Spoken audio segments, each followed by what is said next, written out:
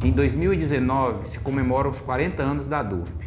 No contexto histórico dessas 4 décadas, a DUFP forjou seu DNA na defesa intransigente da universidade pública, na defesa da carreira docente como fundante da sociedade por sua responsabilidade na formação dos demais profissionais, do diálogo com os movimentos sociais e demais instituições sindicais em âmbito local e nacional. E, por fim, no combate às gigantescas distorções sociais que marcam o Brasil ao longo dos seus 5 séculos. Este documentário representa o esforço de síntese da história da DUFP ao lado da comunidade ufpiana e da sociedade piauiense na luta por um país mais justo, mais solidário e menos desigual com seu povo.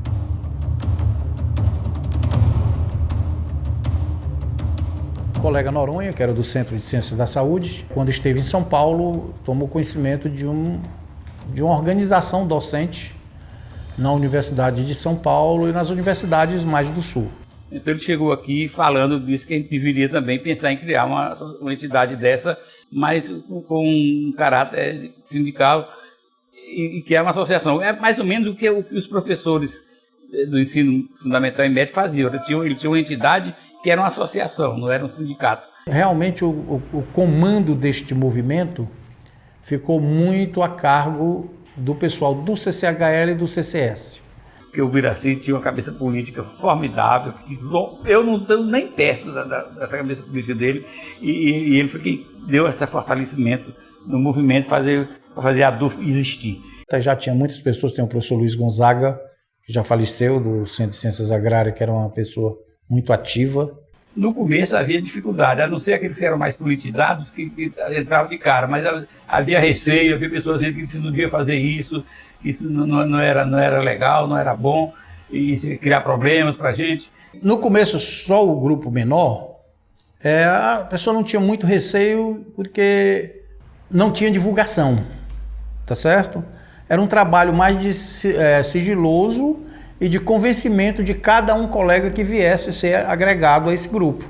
Mas aqui dentro era mais difícil essa discussão, tá entendendo? Até porque ninguém confiava em ninguém. E conversava fora da universidade.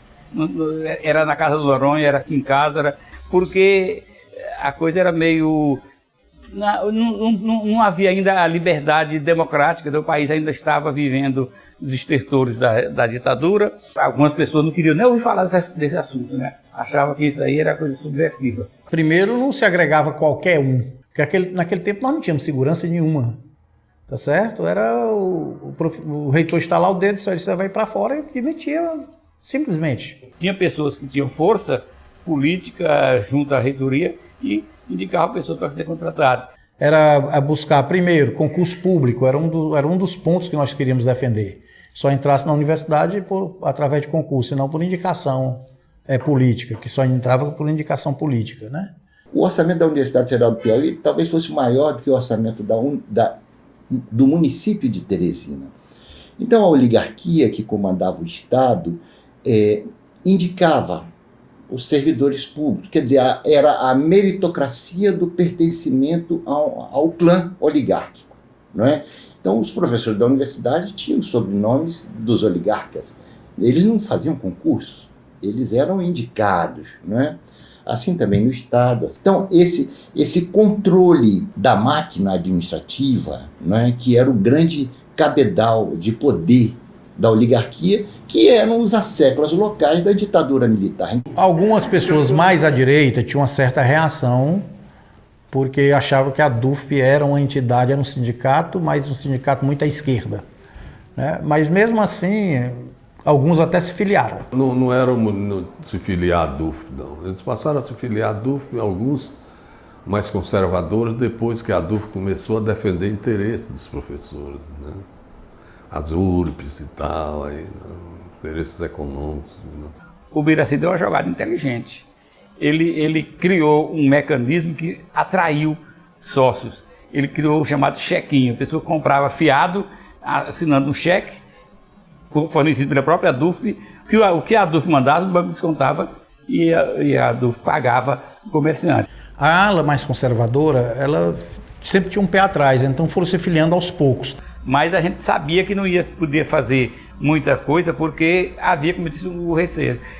Por exemplo, a primeira vez que se falou em fazer uma greve, houve reação terrível, as pessoas não queriam aceitar essa possibilidade de fazer, os professores fazerem greve. Por incrível que pareça, o Charles Silveira, diretor, mandava chama ali o Putz que o Biraci, a gente ia ali para dentro com essa. E ficava trocando ideias e tudo. Não era uma coisa assim tão. Já com outros eram mais conflituosos. O medo deles era que o movimento crescesse muito e se aliasse ao movimento estudantil, porque alguns professores que encabeçavam tinham certa influência sobre os estudantes, né? O Biraci, o Zé Reis, o Puskás, tá certo? Essas eram pessoas muito ligadas ao movimento estudantil. E essas pessoas indo para o sindicato dos professores ampliava, daria mais força a esse movimento. Boa parte desses professores que criaram a DUFP eram os democratas daqui. Mas por que só em 79 eles ousaram a mostrar a cara? Não é? Não apenas, a PEP também.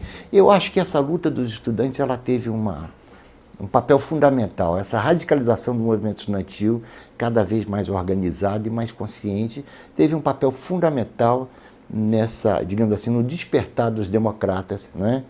Que ousaram também ir para a rua. Mostra que a ditadura não estava mais conseguindo se impor com muita força. E com isso o pessoal que antes tinha receio começou a perder esse receio, né? Eu me lembro muito bem que quando às vezes eu ia ser entrevistado, o repórter chegava e dizia logo, olha, não pode falar a palavra greve. Porque essa questão da repressão, a repressão era muito forte. Eu, como vice-presidente, ainda aqui, eu era visitado por um coronel, não vou citar o nome, porque ele já faleceu, né? E aí ele chegava, e aí, meu velho, tudo bem, soube que vai ter depois da manhã uma assembleia, eu vim aqui saber, ele era do SNI. Aí eu digo, e o que é que vai ser decidido lá? Aí, meu coronel, só a gente botando indo ali do outro lado de Timon para poder ver lá com a irmã Janaína, que prevê o futuro, tá entendendo? Aí ele ria, disse, não tem jeito. Né? Nesse tempo eu usava uma barbona, né?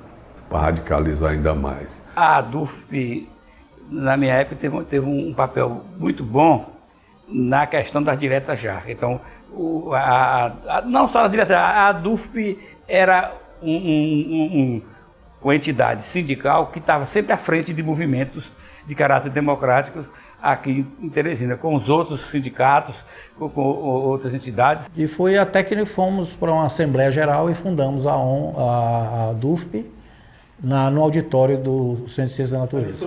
Foi praticamente uma aclamação, tá certo? O Noronha ficou como interino até que se tivesse uma eleição. Aí teve a primeira eleição, aí Zé Reis foi candidato, aí de lá para cá veio se revezando. Só quebrou mesmo porque o Biraci, o grupo Zé Reis e o Biraci, né, aliado com algumas pessoas lá da saúde, queriam manter o tempo todo essa hegemonia, né, no sindicato. Mas o adversário de verdade era o Charles Silveira, né? O Charles tinha uma força enorme, né? E eu fui eleito por uma coisa fortuita. O doutor Natan Portela, que era o todo-poderoso do Centro de Ciência da Saúde, estava brigado com o Charles e o Camilo. Então ele tinha muita força com os professores. Ele fez os professores da saúde todos votarem em mim. Então aí foi quando um outro grupo começou a se movimentar, né, para poder quebrar essa hegemonia deles. E principalmente o CCN. Tu já pensou o CCN na época? Nós éramos 60 professores no CCN, o CCHL já era 200 e tantos professores. Aí tentamos fazer um acordo para sair uma chapa mista, né? E o Biraci topou. Quando chegamos para fazer a inscrição, né, faltando assim 24 horas para a inscrição, aí disse, não tem não. Aí como é que você ia compor uma chapa todinha? E aí saí, fazendo uma chapa sem ser uma chapa de pessoas que participassem do movimento nem nada. Foram poucos que participaram do movimento. E foi nessa época que o Puskás se posicionou, que achava também que devia ter uma mudança, né?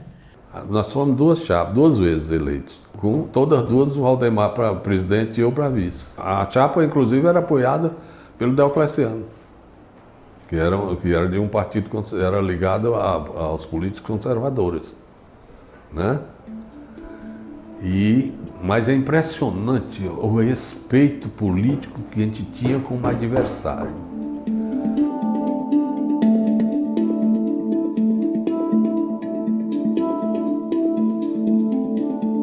A DUFP em Bom Jesus praticamente surgiu com a criação do Colégio Agrícola em 1981. Em 2006 chegou à universidade, aí se juntou a nós do Colégio Agrícola, que praticamente somos todos da universidade, aí fizemos essa parceria de administrativa da Regional de Bom Jesus. A gente tenta aqui de alguma forma balancear as duas partes. A parte social, que é importante, a gente precisa da parte de lazer para os nossos sócios, principalmente porque o nosso campus aqui tem um diferencial. Eu acho que 90%, ou muito mais de 90%, dos associados são de fora da nossa cidade. Nós temos professores de todas as regiões do Brasil, mas às vezes nós chegamos a ter reuniões aqui com quase 100% dos associados participando. Até porque é uma tendência, porque nossos professores aqui são todos professores novos que estão também brigando pelos seus direitos, principalmente porque os direitos nossos vêm sendo atacados mais precisamente nos últimos anos. Reuniões em auditório, discussões com os alunos, com os servidores, com os professores, indo buscar ações. A gente encaminhava pessoas para Brasília para estar a fim de estar por dentro de tudo que estava acontecendo e trazer para a gente. Em Teresina e equipes, eu fui uma vez. Política interna, a DUFP está sempre presente, ativa e com seu posicionamento.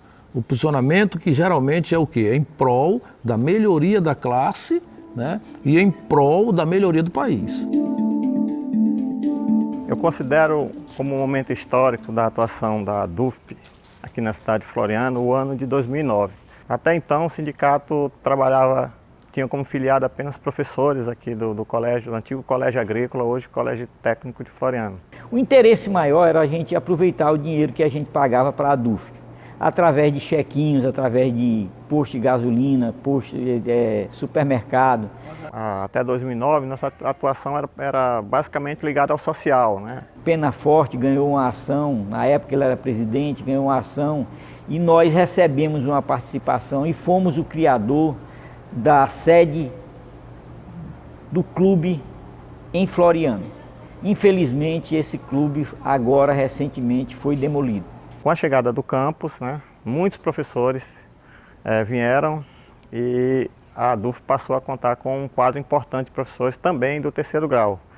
E aí você tem um momento histórico da virada de atuação do sindicato. Aqui, antes da construção do campus, a ideia que a gente tinha desse espaço aqui é que ele era muito distante lá da sede do Colégio Técnico, porque exatamente aqui, nesse espaço, é onde funcionava a antiga sede do sindicato. Era uma sede bonita, a entrada era por lá. A gente aqui se reúne, quando tinha nossa sedezinha, era lotado de gente toda sexta, sábado e domingo. Era uma união, a gente era muito unido. Mas depois que acabaram a nossa sedezinha, ficou dispensado. Então era muito legal, essa parte social era muito forte. Infelizmente hoje a sede foi desativada, foi construído esse bloco de sala, mas está na pauta do sindicato adquirir um terreno, né? Isso já foi votado em assembleia, foi aprovado. E a DUFP em si contribui mais pelo trabalho que a gente tem pelo nosso lado, o nosso social. Por exemplo, ele sempre tem, agora o Jurandir, toda vez ele vem aqui, explica para a gente o que é que tem que ser feito, entendeu? Em prol da gente. E a gente também faz em prol da DUFP, que nós estamos trabalhando em prol do social e dos professores que estão aqui. Hoje nós temos uma administração mais equilibrada, a gente contempla tanto a parte social quanto a parte sindical. Que eu tenho a DUFP como uma entidade de respeito e que presta um bom trabalho para os professores da instituição. Essa é que é a grande verdade. Logo naquela época, o nosso pensamento era envolvido pelo sentimento de coletividade, que hoje não tem mais como nós, naquela época, a gente tinha. Devido a gente ter saído de uma recém-ditadura, né? E aí você sabe, quanto menos liberdade o homem tem, mas ele quer lutar para conquistar a liberdade dele. A questão da própria carreira docente hoje, porque hoje nós temos um aumento de carga horária, nós temos um processo de progressão funcional, que para você atingir determinada pontuação tem que fazer sala de aula, extensão, pesquisa, produzir não sei quantos artigos por ano, senão você não tem a progressão funcional. E isso acaba fazendo com que aqueles que têm muito interesse numa progressão, vamos dizer assim, acabem esquecendo esse lado sindical, do movimento coletivo, e investindo todos os seus esforços na produção acadêmica. E aí você tem que optar, ou faz produção acadêmica ou faz sindicalismo. Não é fácil fazer sindicalismo, porque vem todo tipo de perseguição do próprio Estado, em relação, agora recentemente, até tirar o imposto sindical, uma forma já de enfraquecer a luta. Para mim, isso só leva a gente a concluir que o movimento sindical tem que ser uma luta permanente. Não adianta dizer, não, lutamos, conquistamos, agora vamos relaxar porque está conquistado. Não está conquistado, tem que ser uma conquista diária. É um compromisso que nunca ele se encerra, se aposenta, ele sempre tem que estar na ativa, né? Independente do seu estado legalizado da instituição. Você se aposentou do trabalho, mas não se apresentou da luta. Exato. Da vida. Todas as conquistas trabalhistas foram conquistas de leis, né? Não adianta a gente se iludir achando que nós vamos ganhar alguma coisa em benefício da nossa categoria, da nossa classe, sem luta, porque nós não vamos. Isso é o que faz da luta permanente. À época nós sentimos necessidade, pelo distanciamento da presença física, né, da ADUFP aqui em Parnaíba, para poder reivindicar junto aos reitores e à própria organização docente de Teresina que nós estávamos presentes, estávamos vivos e precisávamos ser vistos aqui em Parnaíba. É que realmente aqui em Parnaíba a atuação política foi mais forte. Antes a gente se reunia muito, mas é mais confraternização, né? Quando chegaram os de fora, eles sentiram a necessidade dessa formação política, dessa atuação política maior. Aí teve um enfrentamento, inclusive, com o reitor. Nós não tínhamos aqui no nosso quadro nenhum doutor, né? E hoje tem mais de 100 doutores aqui. Mas que eu vejo um novo amanhã na DUFP agora. Esses 2 anos que eu participei, eu aprendi muito, né? E eu a vejo muito mais democrática, no sentido de escutar todos. E eu espero que ela perdure mais uns 40 anos dessa forma.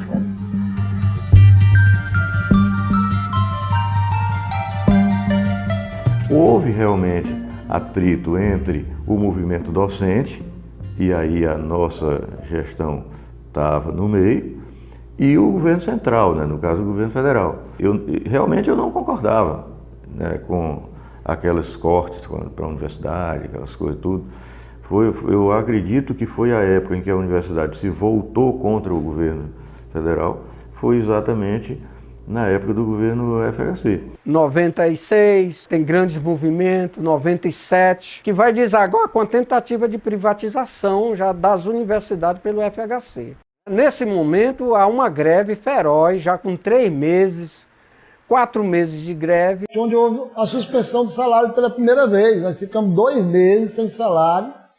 Quando o governo pensava na realidade que a retirada do salário ia arrefecer aquele movimento, foi o contrário, ele botou gasolina na fogueira, porque aí os professores disseram, isso é um absurdo, a sociedade se convenceu do nosso discurso, o judiciário se convenceu do nosso discurso, obrigou o governo a devolver os nossos salários. O meu concurso foi uma espécie de concessão que a Assembleia da DUFP fez para o departamento realizar esse concurso, porque todas as atividades estavam paralisadas, né? Você não conseguia nada com ele. Ele não ia contra a greve, ele não atendia nada, não recebia ninguém, não conversava com o movimento. Essa era a questão do Fernando Henrique. Infelizmente, alguém que vinha da universidade estava tratando a universidade de forma bastante inadequada, reduzindo investimentos, não fez concurso público durante a sua gestão. Você começa pela Universidade de Santa Maria, que sempre teve um bom patrimônio, uma boa coisa, lá no Rio Grande do Sul, até chegar à Universidade do Amazonas. O Museu Emílio Gueld quase fecha na época de Fernando Henrique, lá no Pará. A gente que já fez greve, a gente sabe que a greve, quando ela tende a se estender muito, ela própria perde o significado. as pessoas começam a perder a referência do que elas fazem, do significado delas próprias. Elas começam a questionar o próprio fazer delas, se é essencial ou não, porque tanto tempo fora sem fazer e praticamente não acontece nada, em que é mesmo que eu sirvo mesmo, para quê? O então ministro da Educação do governo Fernando Henrique, o senhor Paulo Renato Souza, chegou a determinar o corte de verbas para a manutenção do restaurante universitário da Universidade Federal do Piauí. Disse na oportunidade que os reitores, se quisessem manter os restaurantes, cobrassem dos estudantes o preço de custo. E a gente está submetido a uma condição de trabalho que a tua própria condição já te avilta lá onde tu está fazendo. Não dá para fazer. E tu sente isso vai te desgastando também internamente, vai desgastando porque tu tem uma consciência dessa situação e tu está reproduzindo uma situação que tu tem consciência dela, tu tem vontade de dizer não venham mais. Aí você olha para a cara dos alunos, das alunas, e diz, mas essas pessoas estão esperando por isso, de qualquer jeito, para tentar seguir em frente. Aí você diz, eu ainda venho amanhã, ainda venho, e vai empurrando assim, né? Desmontar a universidade, desqualificar a universidade, reduzir a formação de professores, reduzir o investimento na universidade, investimentos sociais dentro da universidade, no sentido estudantil, não tinha nenhum, salário do professor aviltado. Na realidade, o que eles querem é inviabilizar a universidade pública para permitir a expansão do ensino superior privado. Que tentou, de todas as maneiras, encerrar a universidade como instituição gratuita, fez de tudo, mas nós, como sempre vivemos a ADUF, em termos de movimento, em termos de luta, em termos de batalha, nós conseguimos evitar essa destruição.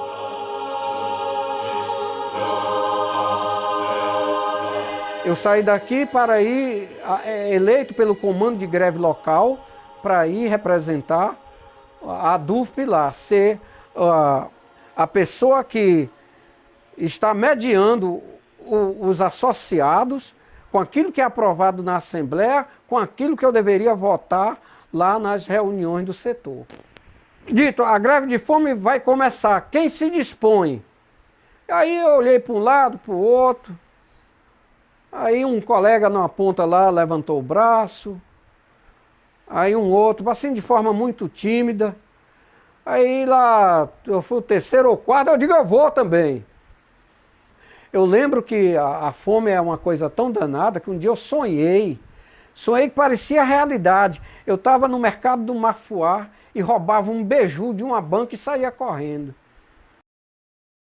Todo dia a gente era visitado pelos médicos, porque havia necessidade de mapear o sangue da gente para dizer que realmente nós não nos alimentávamos. Era um comprovante para dar seriedade à greve. No nosso caso, nós não podíamos ser desmoralizados, porque era uma greve que ela tomou um cunho até internacional. Os médicos tinham muito medo da greve nossa, porque era uma greve que eles diziam que a gente tinha que ficar quieto. E então eles achavam que o nosso desgaste era muito grande, porque nós passávamos o dia em atividade, dando entrevista, escrevendo, respondendo cartas, bilhetes que chegavam das nossas universidades. Foram 12 dias de greve e em junho, né, de 1998, junho. E dando depoimentos, era o dia todinho sendo visitado por jornalistas. A imprensa, Luciano, ela esteve muito presente, olha. Aqui a imprensa, isso era quase todo dia.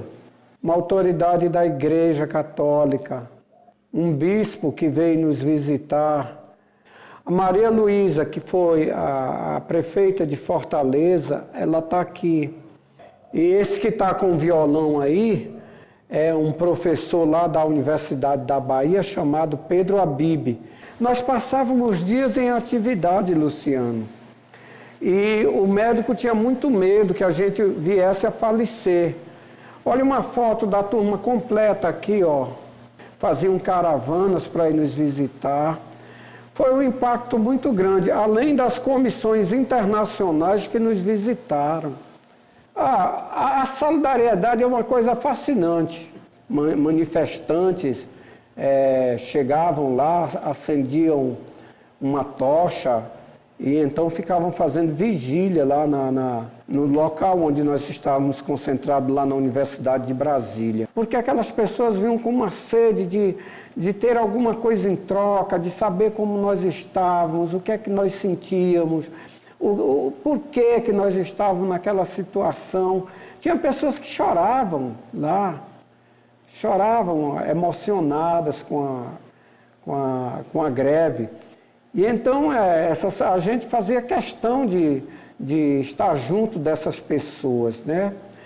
Esse momento que a gente vivenciou em 98, eu acho que foi um dos últimos momentos de um tipo de crença no país em que a atividade de professor universitário, de professora universitária e da própria universidade em si, ela tinha uma aura, vamos dizer assim, que ela perdeu depois desses anos que se seguiram. A universidade pública não se negocia, se conquista na luta. Então é muito importante ainda essa mensagem de que a luta é quem conquista, nada nos é dado gratuitamente. E aqui uma das fotos já próximo da nossa saída, nós já tínhamos sido... Aí apareceu uma pessoa para nos massagear, mas foi uma massagem assim muito ruim, porque essa pessoa pisava em nossos corpos e muitas pessoas já debilitadas foi piorar, né? Mas nós fizemos até isso, vamos dizer assim. O último sacrifício. Até esse último sacrifício nós fizemos.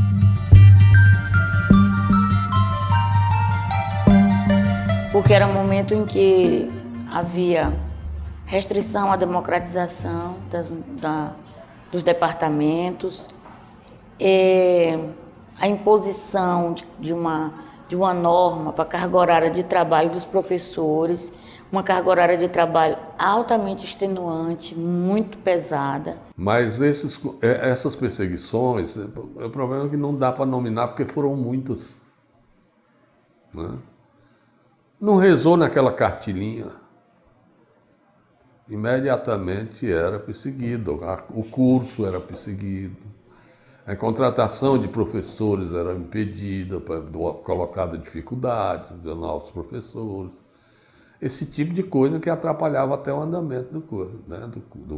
da própria universidade. Tá entendendo?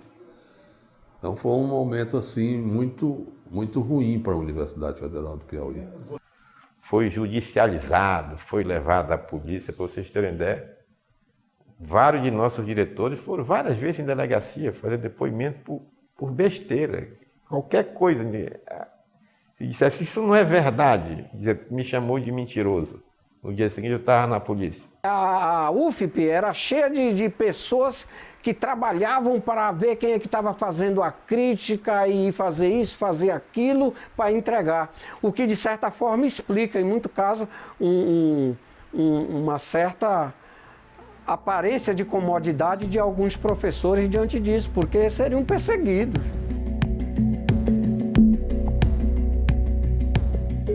Eu comecei trabalhando aqui nessa sede como auxiliar de serviços gerais. Eu fazia um pouco do serviço de copa, um pouco da parte do serviço de limpeza, né? E quando se passaram, acho que uns 2 a 3 anos, eu passei a ser auxiliar administrativa, a desenvolver as atividades na secretaria. E eu passei a ser responsável pelo setor financeiro desde essa gestão do ano de 99 e até hoje eu estou aqui no setor financeiro. Eu praticamente cresci aqui na DUFP. Eu tive os meus 2 filhos, eu dei iniciativa à minha formação, né? Eu me formei em contabilidade. A minha filha também se formou pela Universidade Federal. E Hoje eu posso falar que toda uma vida foi construída aqui. Porque são quase 30 anos, quase uma aposentadoria, se fosse permitido, né? Eu finalizo dizendo que é muito bom trabalhar na DUFP e que é muito bom fazer parte desses 40 anos.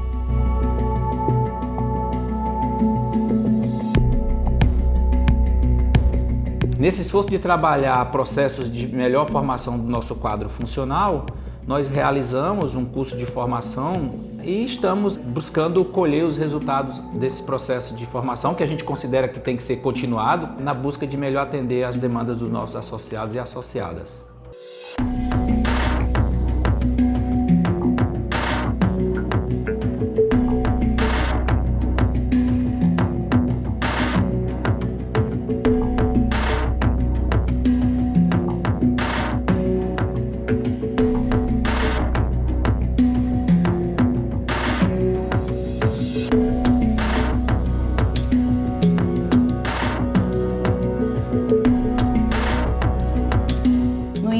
Nós fazíamos tudo, de tudo um pouco, né?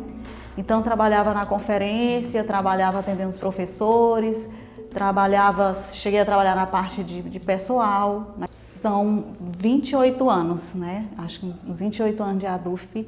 Então, na verdade, a história da ADUFP perpassa um pouco pela minha vida. Eu não consigo pensar em deixar a ADUFP. Trabalho na área da piscina há muito tempo, eu mais o Luiz, fazemos serviços gerais e a gente agradece aos professores, a diretoria da DUFP, que a gente já passou pelas muitas diretorias. Porque a DUFP hoje tem outro sentido, outra cara, né? Porque hoje está muito bonita, muito esporte, muita obra. Para mim é um privilégio, né? Para mim, para minha família, meu sustento é daqui, né? Eu só tenho que agradecer. Em razão a essa casa tão maravilhosa que todos nós damos prestígio a ela, ter uma família bem cuidada em relação a esse bom trabalho que eu tenho aqui. O primeiro serviço que eu entrei aqui foi fazer o variante ali para poder o trator entrar para fazer o campo de futebol. Graças a Deus, hoje eu tenho minha casa, tenho onde morar. Graças a Deus, a DUFP. A maior alegria que eu tenho na minha vida é de ter um lar. Embora que eu saia daqui, mas eu não tira da minha mente não, porque aqui é minha segunda casa. Na construção da DUFP, eu me lembro bem, eu ainda vinha de bicicleta fazer os pagamentos dos pedreiros aqui, pelas varedas que tinha aqui, né? Terreno mesmo brabo, mato brabo mesmo, tudo foi saído do chão. Júlio, você vai trabalhar para os professores. E aí eu era moleque, 16 anos de idade, a gente percebia o tamanho da responsabilidade, porque você não é nada não, mas é o tempo todo avaliado. Eu costumo dizer também que eu fui um cara muito privilegiado pelo fato de ter tido várias aulas de várias especialidades. E quando você olha para uma estrutura dessa e vê que você faz parte disso do início, bom, isso é um sentimento que vocês não vão poder compartilhar, cara, só eu.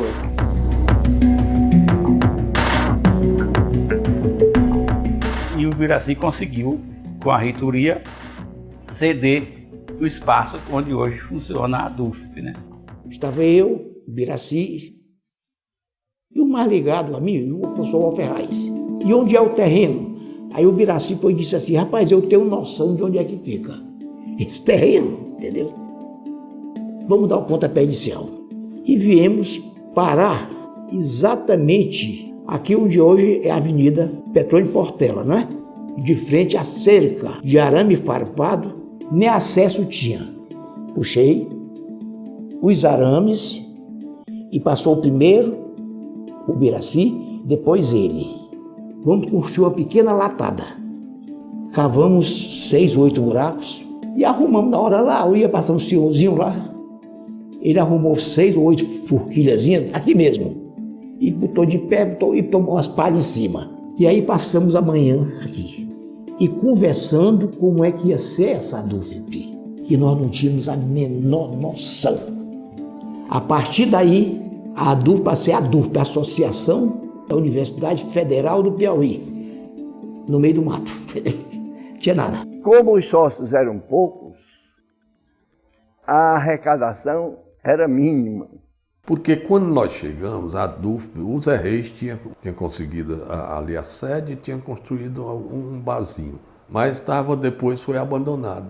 Qual foi a ideia minha do Valdemar? Vamos arranjar um local onde os professores possam se reunir, né? Esse Valdemar fez das tripas coração. Ele acabou com o carro velho dele carregando cimento e areia para fazer essa coisa da DUFP. E nós fizemos um bar e uma sedezinha lá e transferimos para lá. Resolvemos encarar algumas ações que Valdemar havia dado entrada com o advogado. O meu contrato com a DUFP determina que 50% dos ganhos de honorários advocatícios, portanto, dos ganhos do advogado, sejam doados à entidade. Isso não é só com a DUFP. Construí uma salazinha, botei a assessoria jurídica para funcionar aqui na DUFP e, juntamente com ele, trabalhamos dia e noite. Boa parte, eu diria boa parte da estrutura da DUFP foi construída com esses ganhos de ações judiciais, né? Recebemos as dos 26,5%, que nós implantamos no contra-cheque de todos os professores sócios. Só que a divulgação do ganho dessa ação de 26,5% foi tão forte e interessou tanto e aumentava tanto o salário de cada professor que todos os professores da universidade, com exceção de 2 ou 3, se associaram ao sindicato. Com essa primeira parcela, aí reformei o prédio do sindicato, deixei ao nível do meu sonho, construí a academia, construí essas piscinas. E a partir daí agregou muita gente, porque no começo, sábado e domingo, era o local de discussão nossa sobre as questões da universidade, era na sede. Todo mundo ia na sede. Quando a nossa sede era pequena, só se reuníamos em assembleias.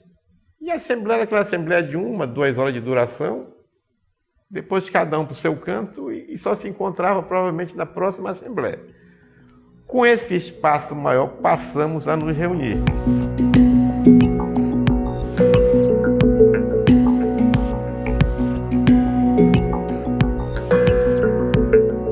O espaço nós chamamos espaço verde, né? Pela arborização que nós temos aí dessas mangueiras. Mas também é um espaço que serve de realização de atividades, de encontro, de comemoração.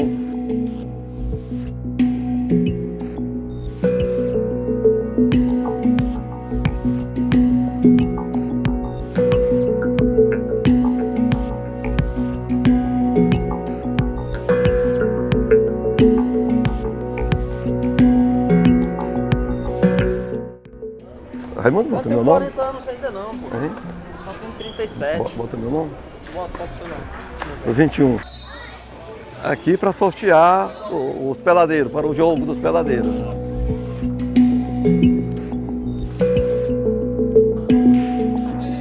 Construímos essa sala de sinuca que também não era aí. Essa sala era nesse corredor, um espaço pequeno, né, desconfortável. E nós temos o professor Chuva, o professor Moreno, o Augustinho.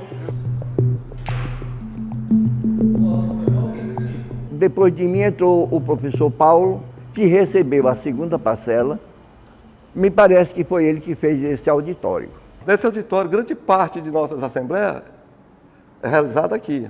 E o professor faz reserva também. E é aberto à sociedade quando preciso. Vamos lá. Nós tínhamos uma quadra, mas muito precária, né? Cimento, bruto. Então nós fizemos uma reforma e temos hoje essa quadra poliesportiva e bem trabalhada e toda obedecendo à regra oficial.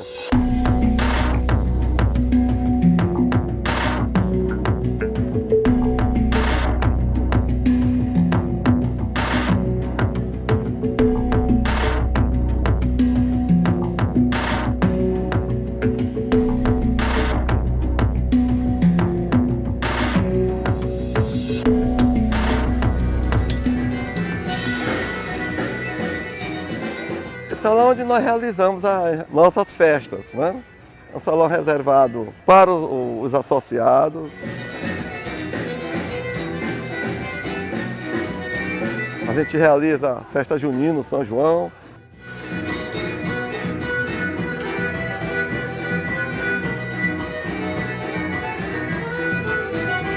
A festa natalina, comemoramos o Dia das Mães, a festa das mães. Temos inclusive também a festa dos peladeiros, né? Todo fim de ano. Só que o clube aqui não tinha nada a não ser uma palhoça. Vamos construir um campo aqui só para os professores. Então aí isso foi em 1986, uma pelada tradicional, tanto o Centro de Ciências Agrárias quanto o Centro da Natureza. Foi 2-2, um dia à noite. E daí para cá, quer dizer, dessa época para cá, nunca parou, né? Eu criei meus filhos, criei meus netos, atualmente estou criando meus netos andando por aqui. Eles gostam daqui, sempre vêm, me acompanham.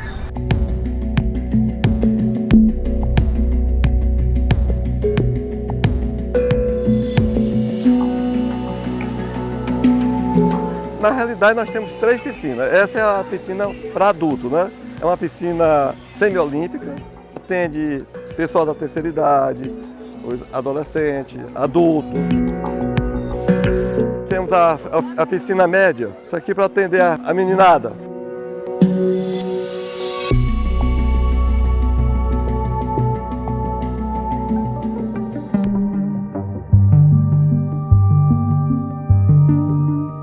Eram os filhos da elite que tinham acesso à universidade, né?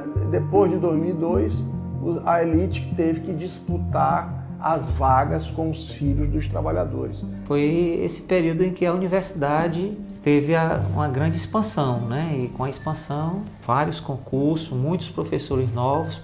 Bom Jesus, Florianos, Picos e Parnaíba, que tinham 70 associados, de repente deu um salto para algo em torno de 300. Hoje eu acredito que é bem uns 600. Então multiplicou por 4, 5 vezes o número de associados. E Teresina também, nós tivemos expansão praticamente em todos os centros. Então foi uma renovação forte. Então isso era uma realidade nova para o nosso movimento, né? Um desafio nosso, né? Incorporá-lo, esses professores, a nosso sindicato, né? A nossa associação. Entraram muitos jovens doutores que não têm nenhuma relação com essa luta antiga contra a ditadura, pela redemocratização, etc. Portanto, tem pouca relação com a luta que construiu a universidade. E a entidade tem um desafio de sensibilizar esses muitos jovens doutores que foram concursados e que hoje são a maioria. Com o governo Lula, o que aconteceu foi que nós perdemos a unidade, porque muitos setores do sindicato passaram a ser governo e assumir secretaria de governo, ministério de governo, tudo mais. Isso gerou uma certa dispersão, tanto é que o movimento ficou muito restrito. Os sindicatos meio que ficaram perdidos, é fato. As decisões sindicais, por exemplo, de greve ou não greve, elas deveriam ser tomadas por Teresina somente, elas deveriam ser tomadas em conjunto com os demais campi. Então isso gerou também conflito interno. Nós realizamos em janeiro de 2003 o 22º Congresso do Andes em Teresina. Foi um divisor de águas aí, porque no Congresso de Teresina você tinha um grupo que defendia que o sindicato tem que ter independência e autonomia em relação a partidos políticos, em relação a governo, administração superior, e outro grupo que considerava que o governo Lula era um governo aliado, que, portanto, antes tinha que ter uma política de aliança e de mais alinhamento com o governo federal.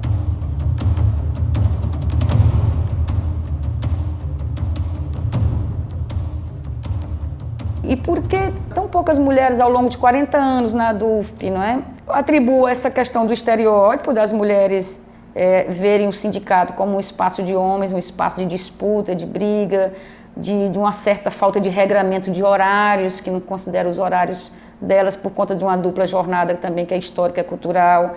que tira as mulheres da cena política, né? E o sindicato é um espaço político, como a coordenação do centro, do departamento, do curso, é um espaço político também. A própria sociedade, especialmente a nordestina, é muito machista.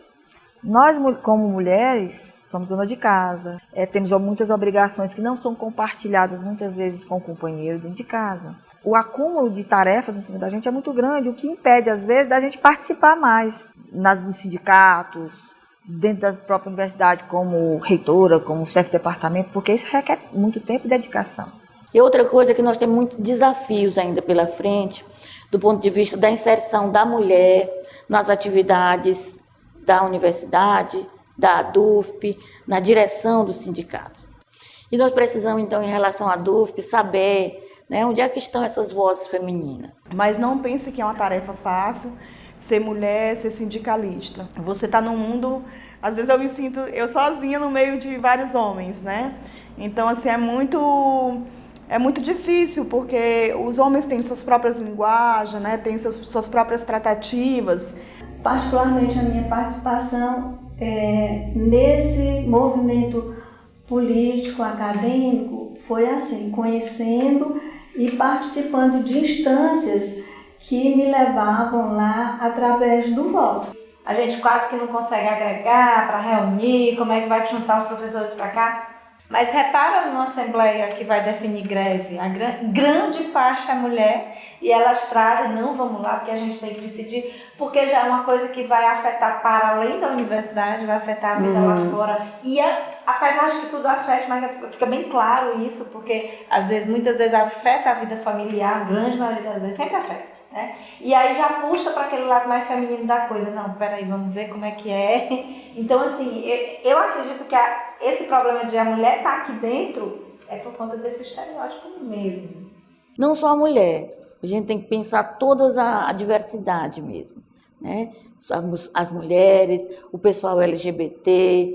Nós estamos fazendo esse esforço de manter, né, porque as próximas gestões elas ampliem cada vez mais o número de mulheres participando.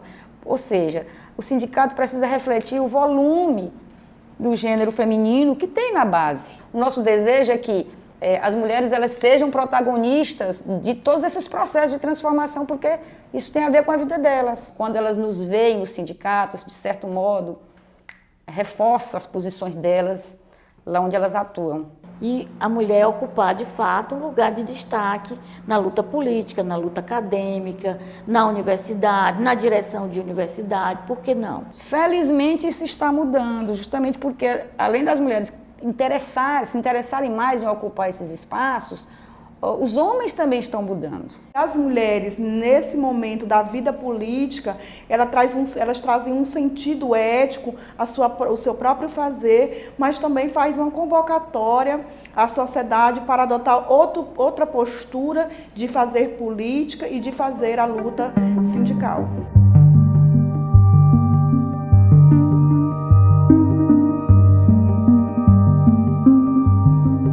Você acha que isso é uma espécie de privatização realmente? É o primeiro passo. É o primeiro passo para de alguns passos que já foram dados no sentido da privatização, esse talvez seja o mais forte e aquele que mais ataca a universidade. Porque quando tira a sua autonomia administrativa e quando tira a sua autonomia financeira, interfere na sua autonomia didática, na sua autonomia pedagógica e no seu tripé de ensino, pesquisa e extensão. Nós assumimos a ADUFP no ano de 2016, de conjuntura extremamente negativa aos movimentos sociais, ao movimento sindical, às políticas públicas de alcance social. No contexto do impeachment da presidente Dilma, a ascensão do governo Michel Temer ao poder e a implementação de um conjunto de políticas públicas ligada ao rentismo, ligada ao produtivismo. Os desafios da nossa gestão foram muito voltados para a necessidade da gente aproximar essa grandeza que é a Universidade Federal do Piauí, que está em diversas partes do estado. Nós procuramos estabelecer um diálogo efetivo com as nossas regionais. A instituição das regionais e de todas as suas coordenações funcionando foi algo que virou uma bandeira de luta para nós, para que a gente pudesse realizar esses movimentos de rua, esses movimentos de luta, não centralizados apenas em Teresina, Mas hoje a gente faz grandes movimentos em Picos, a gente faz grandes movimentos em Parnaíba, em Bom Jesus, em Floriano, respeitando as peculiaridades de cada região, de cada coordenação regional, porque é um elemento importante, mas que no final das contas o sentimento de coletividade seja o elemento mais significativo dessas nossas ações cotidianas. Dentro dessa conjuntura, em 2014, 2015, nós fizemos algo que foi extremamente salutar, a reorganização das sessões. E conseguimos unir. Então, daquela época para cá, as sessões elas mantêm uma regularidade, as coordenadorias da ADUFP, elas mantêm uma regularidade. E isso foi, no meu ponto de vista, um elemento importante para conseguirmos essas unidades, né? Nós conseguimos fazer 2 grandes caravanas a Brasília. E aí nós levamos, nessa época, 5 ônibus. Desses 5 ônibus, 3 foram capitaneados, custeados pela ADUFP e pelas outras centrais que nós mantínhamos contato, sobretudo a Frente Brasil Popular. Um ônibus de professores, um ônibus com técnico e um ônibus com alunos. E aí veio mais um ônibus com o Sintufp e outro com a ADCESP. O maior quantitativo de professores que saíram de Teresina, de Floriano, de Bom Jesus, de Parnaíba, para Brasília foi uma coisa enorme.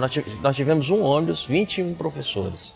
E lá no Congresso, evidentemente, no meio do caminho, você tinha a brigada de policiais e atrás da brigada de policiais você tinha a cavalaria.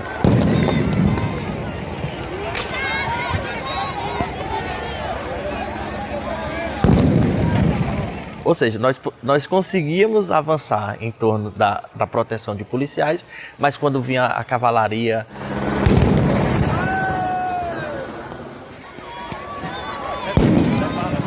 Era uma coisa bem forte, né? Era importante o setor das universidades, da educação, brigar, porque ela, em uma conjuntura de ataques, de fascismo, ela seria a primeira a ir para a fogueira. Os movimentos fascistas, eles não conseguiram acabar com as universidades. As universidades, elas precedem o capitalismo. Então a ideia da privatização, ela de certa forma não vai levar a um esgotamento da universidade, porque a universidade é um microcosmo de produção do conhecimento. E produzir conhecimento faz parte da raça humana. Enquanto houver um ser humano na face da Terra, haverá necessidade de produzir conhecimento.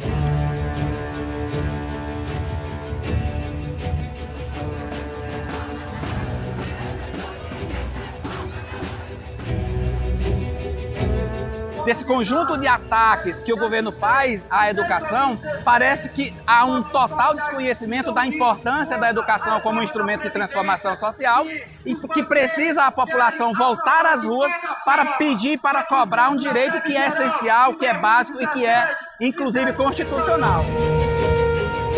Nesses 40 anos, esse ano foi um ano decisivo de enfrentamento ao governo ultraconservador que tem uma concepção avessa de universidade e de projeto de educação. Nós da ADUFP estivemos presentes nos atos de rua, enfrentando o governo Bolsonaro, denunciando o ataque à universidade, a perseguição aos docentes, os cortes nas bolsas de extensão e de pesquisa. Então essa é uma luta coletiva, onde estudantes e professores foram às ruas denunciar os ataques que a universidade está sofrendo.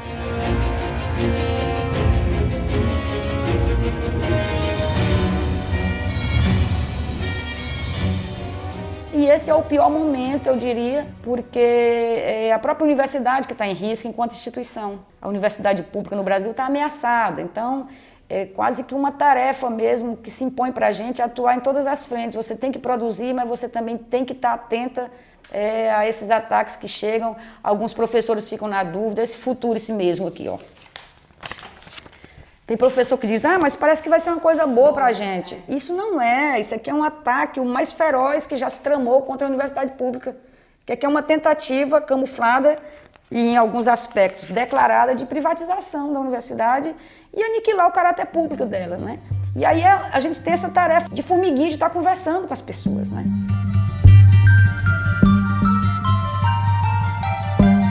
A gente está fazendo um registro dos 40 anos de trajetória, mas a gente quer também deixar a nossa mensagem do que a ADUFP pode significar mais para frente, do que ela Qual é a contribuição que ela pode deixar também para as outras gerações, as gestões que vêm, para as gerações que vão chegar, né? De apontar perspectiva, de apontar esperança, de mostrar um sindicato que seja próximo, que dialogue. Certamente nós vamos fazer um enfrentamento de um governo autoritário, neoliberal também, quer dizer, de minimização do Estado, ameaças. Então a gente vai ter que ter pessoas, um engajamento político muito grande nesse momento. Quer dizer, se a gente tiver clareza que os professores querem a defesa da universidade pública gratuita, que achar que isso é importante para a sociedade, são esses professores que devem estar inseridos nesse contexto. Até que ponto precisa piorar para que a gente realmente acorde? Para que o povo venha para a rua. Tem um projeto de lei, ou seja, o funcionário público vai perder sua estabilidade e o achatamento do salário, de não haver reajuste, de não haver promoção, não haver nenhum tipo de benefício a nível salarial, que eles estão cortando tudo. É claro que com esse governo Bolsonaro nós vamos passar por momentos políticos bastante adversos, né? Comemorar os 40 anos, onde o movimento docente está aí voltando, né, empunhando a bandeira da democracia, que foi uma bandeira crucial na nossa origem. Estamos aqui empunhando a bandeira, né, das condições de trabalho. Então a ADUFP se soma com o conjunto dos sindicatos, os movimentos sociais, o movimento estudantil, para dar essa manifestação ao povo brasileiro que não aceitamos de forma alguma que seja retirado, suprimido os nossos direitos. A ADUFP, historicamente, sempre tem participado desse movimento e hoje não poderia, de mais uma vez, não só ajudar a construir e a fortalecer a luta.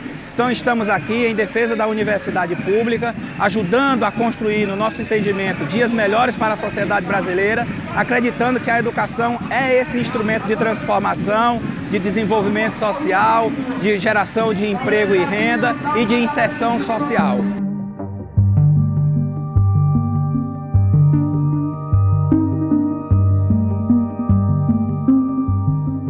Agradeço aos colegas que dirigiram a ADUFP até aqui. Temos mais convergências do que divergências, por isso a importância das regionais nesse contexto. Quero agradecer a todos e todas que ajudaram nessa jornada de 40 anos. Somos todos e todas a ADUFP. Parabéns à ADUFP, que venham outros 40 anos.